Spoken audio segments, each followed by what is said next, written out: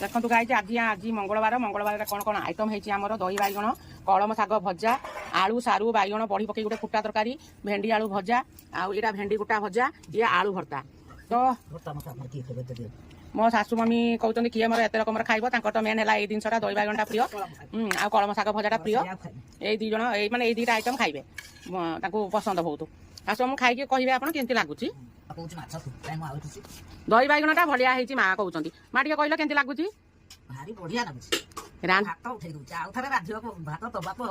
ହଉ ଖାଇସାର ଦିଆଯିବ ଆଉ ନା ନା କାହାକୁ ଦେଖେଇବି ନାହିଁ ମୋ ୟୁଟ୍ୟୁବ ସାଙ୍ଗମାନେ ସବୁ ଦେଖିବେ ତ ହଉ ହଉ ବହୁତ ଭାତ ରନ୍ଧା ହେଇଛି ଯାହା ଖାଇପାରିବ ତ କଳମ ଶାଗ ଖାଇକି ଦେଖ କେମିତି ଲାଗୁଛି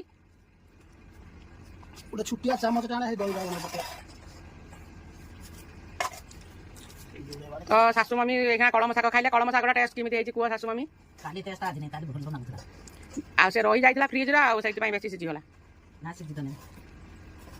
ତାଜା ଜିନିଷ ଆଉ ବାସି ଜିନିଷ ଡିଫରେନ୍ସ ରହିବନି ନା ଶାଶୁ ମମି ବହୁତ ଖୁସି ଖାଇକି ଦହି ବାଇଗଣଟା ମୋର ପ୍ରିୟ ତାଙ୍କର ପ୍ରିୟ ଜିନିଷ ଆଜି ମୋର ମଙ୍ଗଳବାର ଉଷା ତ ଗାଈ ଯିଏ ମୋ ପତି ପରମେଶ୍ୱର ଖାଉଛନ୍ତି ତାଙ୍କର ବି ସେଇ ଆଳୁ ବାଇଗଣ ସାରୁ ଫୁଟା ତରକାରୀ ବଢି ପଡି ପକେଇ କ'ଣ କରୁଛନ୍ତି ଦହି ବାଇଗଣ କଳମ ଶାଗ ଭଜା ଆଉ ଭେଣ୍ଡି ଗୋଟା ଭଜା ଭେଣ୍ଡି ଆଳୁ ଭଜା ଆଉ ଆଳୁ ଭର୍ତ୍ତା ସବୁ କେମିତି କ'ଣ ଲାଗୁଛି ଟିକେ କୁହନ୍ତୁ ତ ବିୟୁଟିଫୁଲ କ'ଣ ସୁନ୍ଦର ନା ଟେଷ୍ଟି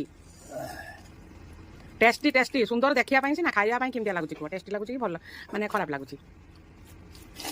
ଓହୋ କହି ହବନି